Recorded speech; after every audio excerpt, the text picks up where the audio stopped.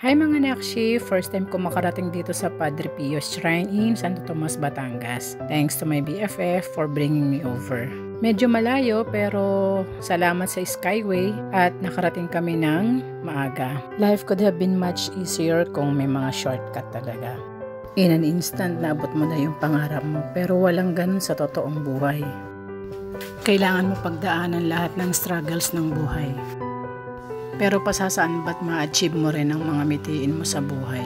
Dagdagan lamang ng sipag at tiyaga at pananampalataya sa Panginoon.